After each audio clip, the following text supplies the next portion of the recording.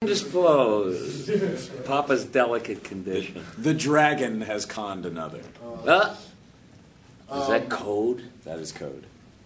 Okay, so now the show's back on the air. What show? Futurama. Oh, that show. show. Yes, Futurama is back on the air. Yes, it's back on the air after. I thought we were being code word vagues. It's like spoiler alert. We don't want to say what show, but this show, but some show. So how did you guys feel when you found out that it was announced it was coming back on? I bought a house. Very small house for my dolls. No. I mean, we had been doing the DVD movie, so for us, it wasn't like we had really gone away for that long. But it was definitely great to know that we'd be able to get a chance to do more. Yeah, I think, pretty much everybody came back, most of the writers, just about all of them, and the cast is back, and, I really don't see where the show missed anything. If anything, in my book, it's getting better and better, and we're finding out some more things. They're pairing up people who weren't usually paired up, which makes for a good thing. Although I think at this point, there is no one in the cast left for Amy to sleep with. Herself? I think, yeah. Oh, that's right. They could clone her. Better call And Matt. have her sleep with herself. Better call Matt. So what has changed with the characters? How have they evolved?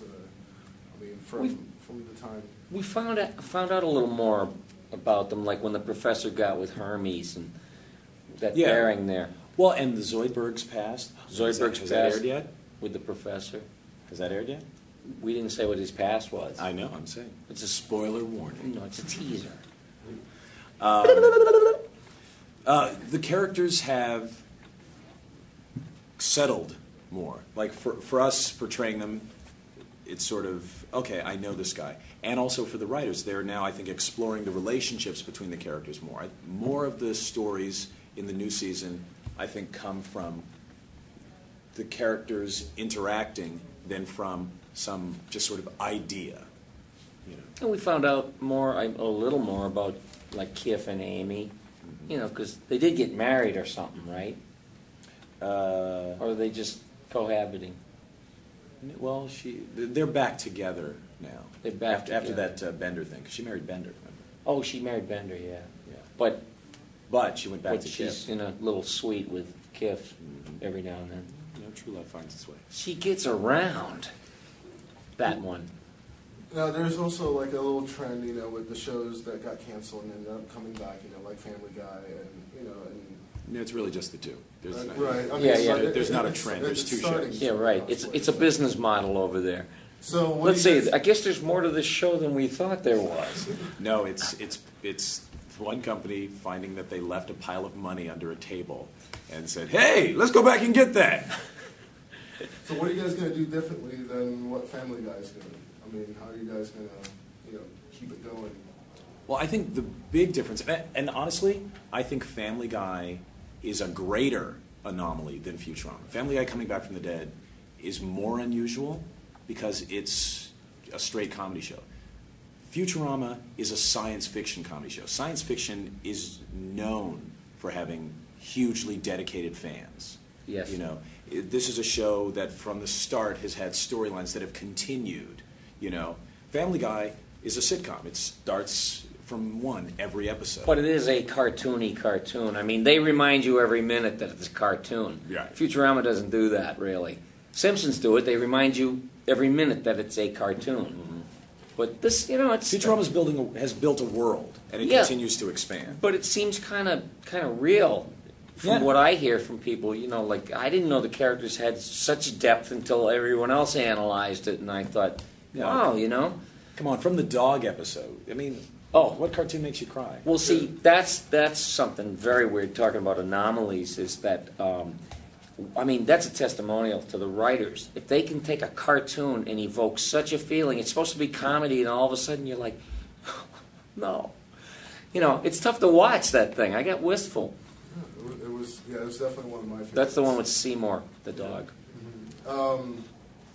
So what do you think why do you think it took so long for people to kind of really catch on to the show? It was this. It was this. What night is it on? Let's preempt for sports? No. Okay. The audience will never find us now. That's what it was. The show lacked promotional support in the initial run. And 7 o'clock Sunday is not the best slot for a cutting-edge science fiction comedy animated series. That's what took so long. So you guys getting that support now with Comedy Central? Yes. Yes. Oh, and I also want to mention the Cartoon Network treated the show very lovingly. That's true. You know, big thanks to them because they advertised heavily for it in their capacity, and the show picked up a lot of fans, first-time fans, from being on Cartoon Network. So Yeah, the Adult Swim really, I think, helped people who couldn't find it at 7 o'clock on a Sunday because their parents were watching 60 Minutes. Like, I want to have the TV. You'll get it at 8. People who couldn't see it then found it on Adult Swim. And that, yeah, I really agree with you, Billy. That expanded the audience because those were also the people who would buy the DVDs. yeah, and we also have the fans to thank because they're the ones that brought back the show. They're thanking us, and I'm like, no, thank you. We couldn't do anything about it. You know, we just sat home, you know, waiting around. Say, you know, they told us we were going to do something. You know, and it's like you kept wondering. You hear anything? You hear anything? Did you hear the phone ring? Yeah, right. No, I thought.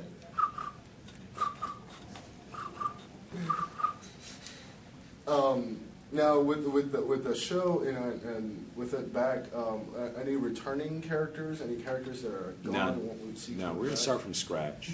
I mean, there are a lot of planets. Why should Planet Express just be on Earth? Why should it just be about Fry? No, yes. All of the characters. All of them. Actually, would you say all of them? No, not yet. Not everybody. Well, There was one of the DVD the movies that knife had robot. everybody. Who was the crazy knife robot there? Oh. Dave Herman. Roberto! Yeah, Roberto has come back. You know, like, Hey, man! you ever been in prison before? Oh, that's another thing. A lot of people don't know who Dave Herman is. I mean, they know who he is, but if you had any idea of how he gets very little to do, he's had a lot to do this season. But a lot of times he plays Scruffy the janitor, and you know he just kind of comes in, says something, and walks out because that's his character.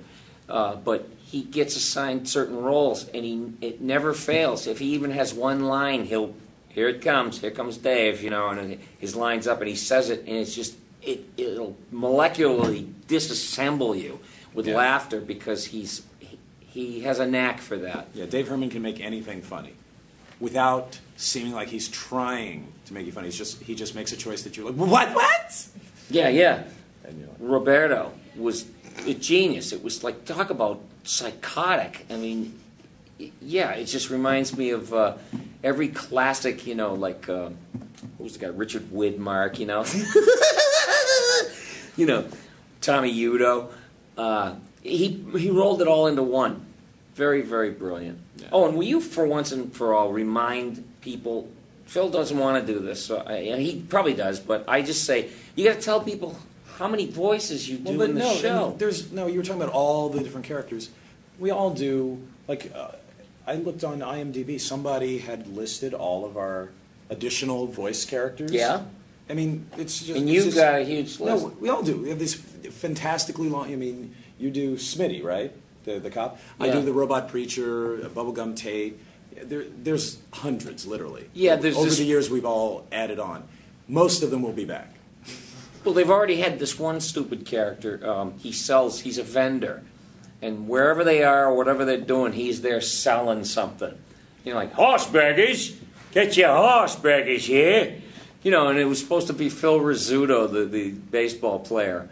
And he's just this guy that's always selling. What was he selling? He was in another capacity. Oh, yeah. I forget, but it's always the same thing. It's like, you're probably way too young to remember the Jack Benny show, but everywhere Jack Benny went, the same characters kept popping up in his life. Like, he would say, I'll talk to the usher and see if we can get some good seats.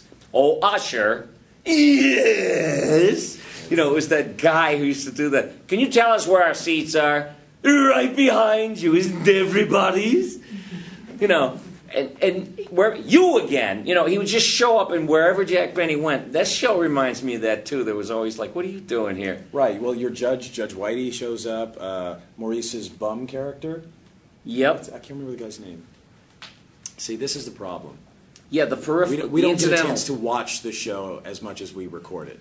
And like stop, freeze frame. Who's that? So anytime you feel like pitching in and helping us, you know, feel free, Twinkle Toes.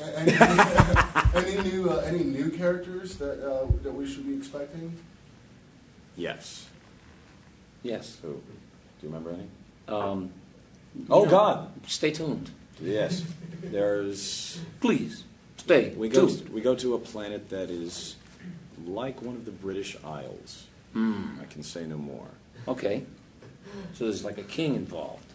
No, there's no king. Oh. There's guys in skirts though. Okay. Well, this is process of elimination. Spoiler.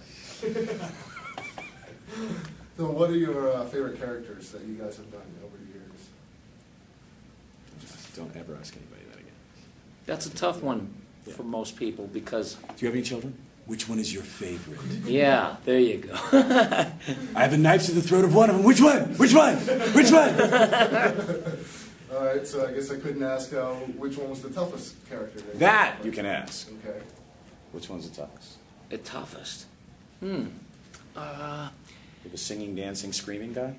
You know what was? That would be tough. You know what it is? They're not tough for me because I don't know how to do anything else. That's all I ever did. Really was like, you know, I came from radio, and you had to be whatever they were looking for that day's. You know, if you're going to make fun of the news or you're going to make fun of a celebritard, you know, it's like you had to kind of learn that voice or find an essence of them that people could hang on to.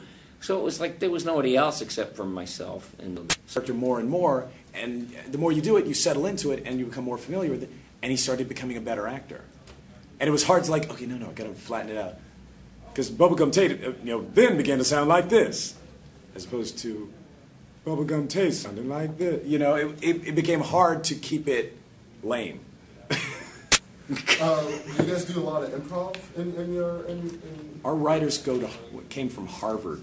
Yeah. They have PhDs. Oh, There's very little we can come up with that's better than what they can come up with. True, but they are always open if someone gets an idea. Hey, shouldn't it be? Because I've heard you make a connection somewhere, Right. like, oh, wait a minute, maybe he could do it like this. It's like they're willing to listen to your own thoughts on it, but whatever they don't want, they leave it out. Oh, and a lot of times we in between takes will riff on something, or they'll hear Billy do a voice, and they're like, oh, that's great, and it'll wind up in a script later.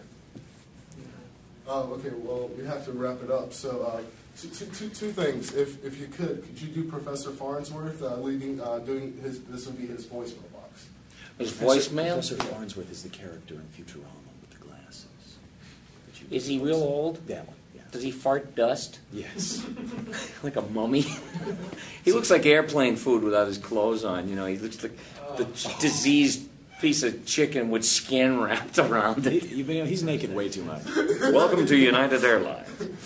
Oh, Professor Farnsworth's voicemail. Yes. Hello, this is Professor Hubert J. Farnsworth, and you know far too much about me for me to continue. Beep. And if you could do Hermes telling the student why their financial aid is not going to work out. I have gone over your paperwork. It appears that you are not qualified to be disqualified from paying your fees. So unless you want to fill out these 17 forms, I'm afraid you are not going to be able to attend. Now, the last thing here, if you could, we would snap a photo of you holding up our newspaper. So our student publication. Print is dead, man. I don't know what you're... We gotta still fight the good fight. Nobody wants to read the newspaper anymore. What's your website? Oh, there it is. The last thing I ever read was One Fish, Two Fish. Wait a minute. We're not good. Okay. Okay? We're not being kidnapped, are we? I'm like a student, and could I keep this paper? This was the last time they were seen. Well, thank you so much. Thanks. Thank you. Thank you, Sebastian. Thank you. Thank you very much. Wow.